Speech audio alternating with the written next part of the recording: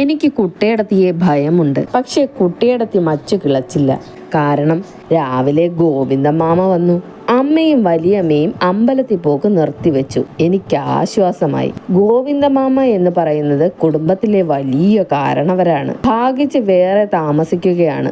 മാസത്തിലൊരിക്കൽ വീട്ടിൽ വരും. തറവാടല്ലേ.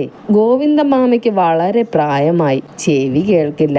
വളരെ ഉറക്കെ പറയണം. എന്നാൽ കുറേ സമയം ഉമ്മറത്തിരിക്കും. മുറ്റത്തോ തോട്ടത്തിലോ കറുപ്പൻ പണിയെടുക്കുന്നുണ്ടെങ്കിൽ അവനെ വിളിച്ചു ഒരു കുല പഴുക്കടയ്ക്ക പറിച്ചു വാങ്ങും.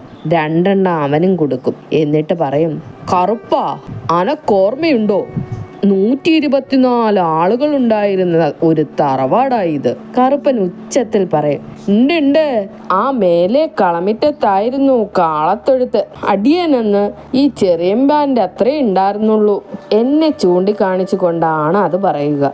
ഗോവിന്ദമാമയ്ക്ക് എത്ര പറഞ്ഞാലും മതിയാവില്ല. പല പ്രാവശ്യം ഞാൻ കേട്ടിട്ടുള്ളതാണ്. വാഴയും മുരിങ്ങയും നിൽക്കുന്നിടത്തായിരുന്നു കയ്യാല.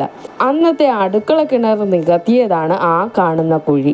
5-ാം പുരയുണ്ടായിരുന്നിടത്താണ് വലിയമ്മയുടെ കോഴിക്കോട്. ഗോവിന്ദമാമ മുറ്റത്തിറങ്ങി 4 വട്ടം അങ്ങോട്ടും ഇങ്ങോട്ടും നടക്കും. മതിൽ പിടിച്ചു നിന്ന് തോട്ടത്തിലൊട്ടാകെ ഒന്ന് നോക്കി ആരോടൊന്നില്ലാതെ പറയും, വാഴ പിരിച്ചു വയ്ക്കാറായിരിക്കണു. ആരും അത് ശ്രദ്ധിക്കാറില്ല.